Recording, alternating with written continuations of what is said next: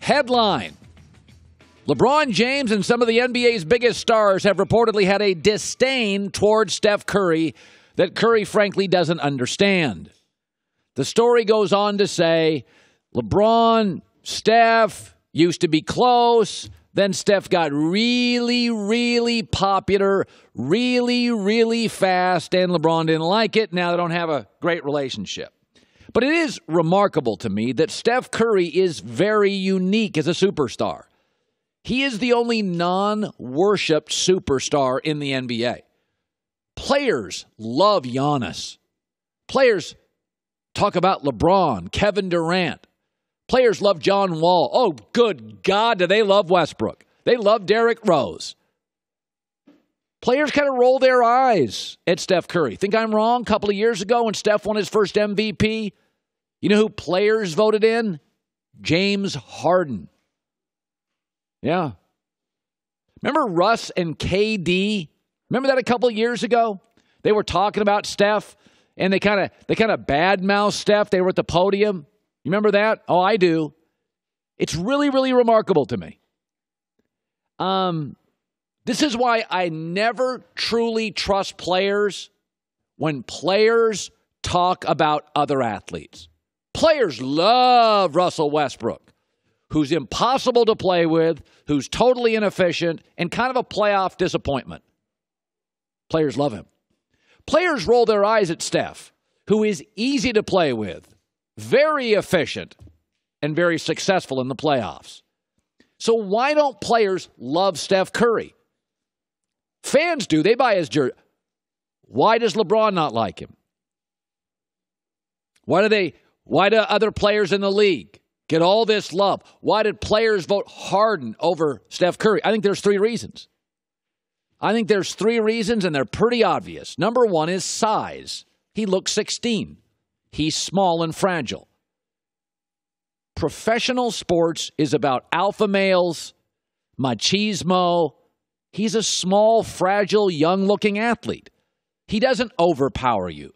He's got sort of a skill that people can't equal, and it bothers players.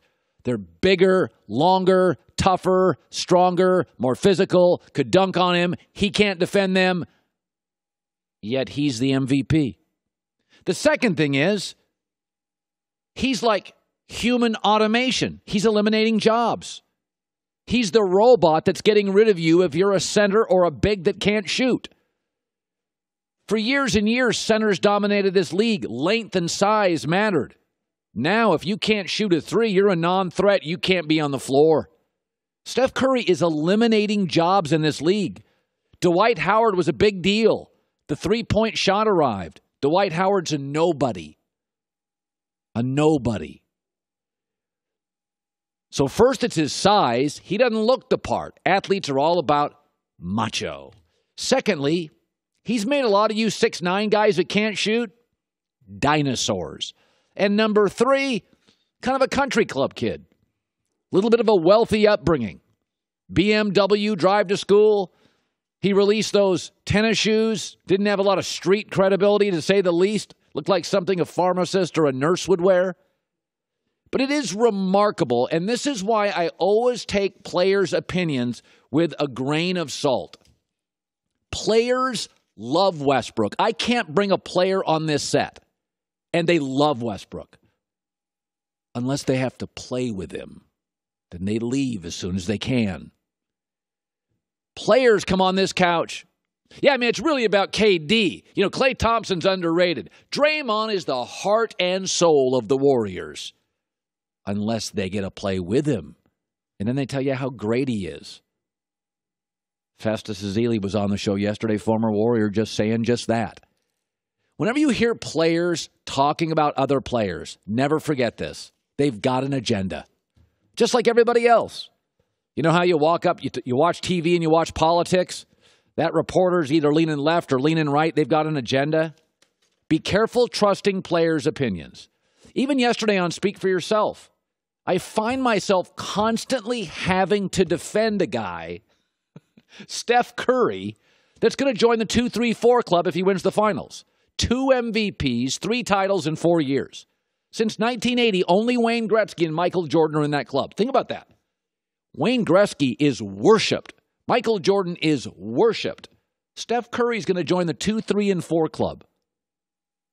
And no, man, the heart and soul of this team is Draymond Green. Kevin Durant's the MVP. You know, Klay Thompson's underrated. Speak for yourself yesterday. Once again, I find myself, I read this story this morning, defending Steph Curry because he's not the right size, he's eliminating jobs, and he grew up driving to school in the back of a BMW with his dad. People have lost their minds. This was yesterday. Speak for yourself. But if you watch that game, a lot of those drives were because he was trying to protect LeBron from going against Steph Curry. And then he gets caught trying to get over his screen because he doesn't want Steph, because Steph has no chance against LeBron. Did you miss Kevin Durant, all the body punches? They won this game with a bunch of two-pointers. Oh, that was icing on the cake, all that stuff Steph Curry did. And listen, I like Steph Curry. It's going to sound like I'm just blasting him, but he's not the most valuable player in this series for Golden State. It's just, I don't even think it's close. And it's great, pretty what he did last night. But without Kevin Durant knocking down all those twos, I'm just sorry. They're not winning that game. Literally, Curry shots give you an extra point per make. And it's somebody else carrying the torch. Steph Curry is incredibly unique. He's the only NBA superstar that is not worshipped. And according to a story this morning from Business Insider, there's disdain for him. It is all jealousy. You know I like LeBron James. That goes without saying. Now, he can be a little cryptic, sometimes a little needy. I'm not into needy people. But he is the world's best basketball player and has been the world's best basketball player for, about 12 of the last 15 years. I get that. But my job is to be honest. And the more and more I look at that video of LeBron James melting down in between the fourth quarter and overtime, let's not give him a pass on this. If this was a high school star who just scored 51 going into overtime, or a college star who just scored 51 and had to go into overtime, the coach would step in and say, come on, let's go. Get your head straight. Get your head right. You're the leader of the team. Let's go. But we tend to worship NBA superstars, so we let this go, blame the others. Let's be honest about this. This is not a great look for LeBron James. He looks like a 12-year-old melting down, not getting his way. I know. I have one. This is not the end of the game. This is just overtime. Like any tantrum, this had layers. He was physically demonstrative on the court, angry, then passive-aggressive with Ty Lue in the huddle, then the shutdown. LeBron had a tantrum. That's what this is. I've seen it. I have a young son. Never forget something I was told years ago, that leadership is defined in crisis. That's where you define it. You define leadership in crisis. This was a crisis, and LeBron emotionally melted. When you get on a plane, all those pilots can fly that bird with no turbulence. But when the fit hits the shan, a lightning bolt hits the plane, you drop 800 feet. You better hope you have Sully Sullenberger, not a pilot that does this. Oh my God! Turbulence! LeBron melted down. In high school or college, even if a player had scored 51, in that 3-minute break before overtime, the coach would step in and say, come on, snap out of it, let's go. You're the leader of this team. We need you. But in this instance, because the NBA is about worshiping LeBron, we give him a pass.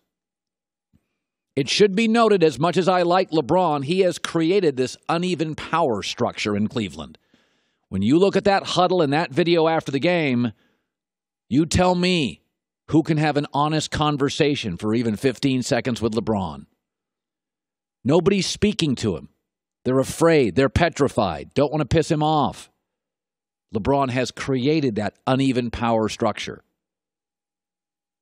Every pilot can fly a plane on a sunny day flying over the Carolinas. That was turbulence. And LeBron melted down. Nothing more, nothing less. Leadership is not about blaming J.R. Smith, Ty Lue, or George Hill. Leadership is in crisis, rising above your personal angst to take hold of the moment and guide followers to a win. That's all that is. That was a crisis followed by a tantrum. Hi, everybody. Thanks for watching. Subscribe here to get the latest from the show. Also, be sure to check out more of the best clips from The Herd or go watch a few segments from other shows on FS1.